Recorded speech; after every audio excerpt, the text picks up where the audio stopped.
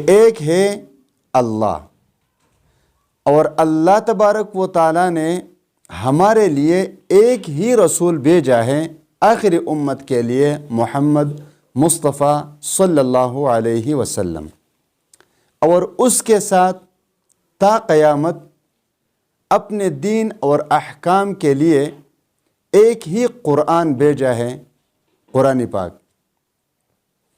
اب مسئلہ یہ ہے کہ رسول اللہ صلی اللہ علیہ وسلم کی اس امت کو اس کتاب میں جو آپ صلی اللہ علیہ وسلم پر نازل کیا گیا حکم دیتے ہیں، وَاعْتَصِمُوا بِحَبْلِ اللَّهِ جَمِيعًا وَلَا تَفَرَّقُوا، کہ آپ اللہ تبارک و تعالیٰ کے اس دین کو، اس قرآن کو مضبوطی سے تھامے رکھو اور ایک دوسرے کے ساتھ اختلاف نہ کرو۔ ایک ہی امت بن کر رہنا ہے، ایک ہی قرآن پاک ہے، اس کو مضبوطی سے پکڑو۔ اللہ تبارک و تعالیٰ کے احکام ہے، اس کو مضبوطی سے پکڑو۔ اب مسئلہ کیا ہو رہا ہے ہمارے ساتھ کہ ہمارے پاکستانی قوم وہ سیاست میں بھی بٹ چکے ہیں، اور ایسے بٹ گئی ہے یہ قوم، سیاستدانوں نے ایسے بٹکایا ہے ان کو کہ ایک دوسرے کی بات کو سننے کے لیے کوئی بھی تیار نہیں، بس جو جس کے پیچھے چلا ہے وہی ٹھیک ہے، باقی ساری قوم غلط۔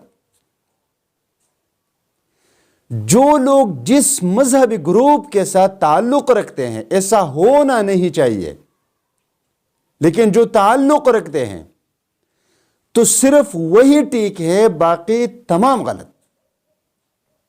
حالانکہ عقائد بھی قرآن پاک نے صاف صاف بتا دیے ہیں، اب اللہ کے ماننے میں کوئی دو رائے نہیں ہو سکتی، کیونکہ اللہ ایک ہے، کوئی دوسرا نہیں ہو سکتا۔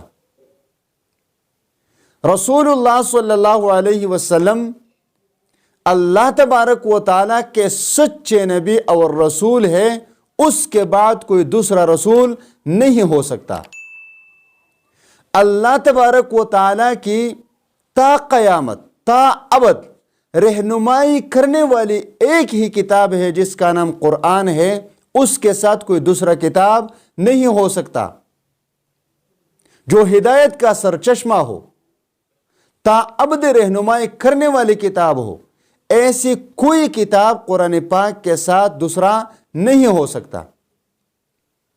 اللہ تبارک و تعالیٰ کی کتاب، اللہ کے پیغمبر، اللہ اور اسی طرح اللہ کے فرشتے، اسی طرح زمین اور آسمان کو پیدا کرنے والی ذات ایک اللہ، مخلوق کو پیدا کرنے والی ذات ایک ہی اللہ، اور اسی طرح اس نظام کو چلانے والی ذات بھی صرف اللہ کی ذات ہے، اس میں کوئی دو رائے نہیں ہو سکتی، تو اس میں اختلاف بھی نہیں کیا جا سکتا۔ مثال کے طور پر جو ذاکر نائک سے پوچھے جانے والے سوالات ہیں، وہ سوالات پوچھتے ہیں لیکن غیر مسلم پوچھتے ہیں، مسلمان نہیں۔ مثال کے طور پر خدا کو سائنس کے ذریعے ثابت کرو، قرآن کو صحیح ثابت کرو، طلاق کے مسئلے میں بھی اشکال، پردے کے مسئلے میں بھی اشکال، ایک سے زائد نکاح کے مسئلے میں بھی اشکال، یہ کرتے ہیں لیکن غیر مسلم کرتے ہیں۔ مسلمانوں کا یہ شیوہ نہیں کہ ان چیزوں میں اختلاف کیا جا سکے۔ اب مسئلہ رہا ہمارے فروعی مسائل کے، جو فقہی مسائل ہے۔ مثال کے طور پر نماز میں اختلافات موجود ہیں، کیونکہ روایات میں اختلافات موجود ہیں۔ فاتحہ خلف الامام، امین بالجہر وغیرہ ایسے مسئلے ہیں، یا رفعین کے مسئلے ہیں، اگر ان کو کوئی چھوڑ دے تو بھی نماز ہو جائے گی، کر دے تو بھی نماز ہو جائے گی۔ اب اس مسئلے سے ایسا بتنگڑا بنایا گیا ہے کہ لوگ مشت گریبان ہو چکے ہیں آپس میں۔ جو رفع یدین کے قائل ہیں وہ کہتے ہیں بغیر رفع یدین کے نماز نہیں ہوتی، جو رفع دین کے قائل نہیں وہ کہتے ان کی نمازیں نہیں ہوتی، حالانکہ دونوں کی نمازیں ٹھیک ہیں، اس میں لڑنے اور جھگڑنے والے کوئی بات بھی شامل نہیں۔ تو یہ اختلاف ہے، لیکن اولا اور افضل کے درجے میں اختلاف ہے۔ ان کا تعلق نہ عقائد سے ہے، نہ فرائض سے ہے، نہ واجبات سے ہے۔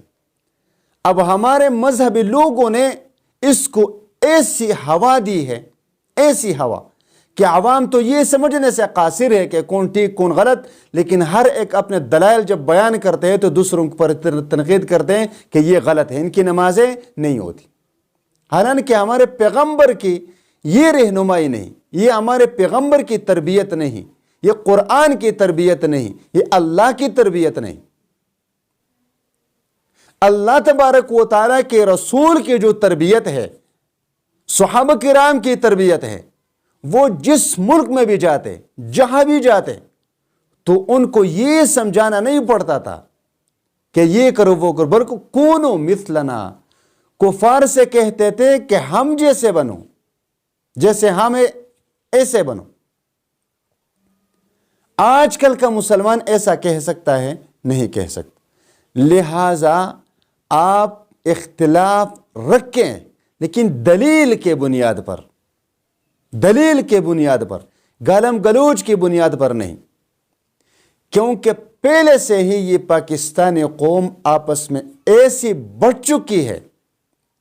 ہم گئے تھے ملتان میں ہماری تشکیل ہوئی تھی، میں 4 ماہ کے لیے گیا تھا تبلیغ، تو یقین کرے کہ وہاں کچھ ایسے لوگ ہیں جو ہمارے ساتھ مصافحہ بھی نہیں کرتے تھے اور کہتے تھے کہ یہ کافر ہے، یہ گستاخ رسول ہے، اگر ان کے ساتھ ہاتھ ملایا تو طلاق ہو جائے گی۔ کمال کی بات ہے، ایک مسلمان کے ساتھ ہاتھ ملانے سے بیوی کو طلاق ہو جاتی ہے۔ یہ ذہن بنانے والے ہمارے مذہبی لوگ ہیں۔ ان لوگوں کی یہ ذہن کس نے بنائی؟ یہ ان لوگوں نے بنائی جو منبر رسول پر بیٹھے ہیں اور اس کا غلط فائدہ اٹھا رہے ہیں۔ لہٰذا ایک امت بنو، ایک امت بنو، پیغمبر کی امت بنو۔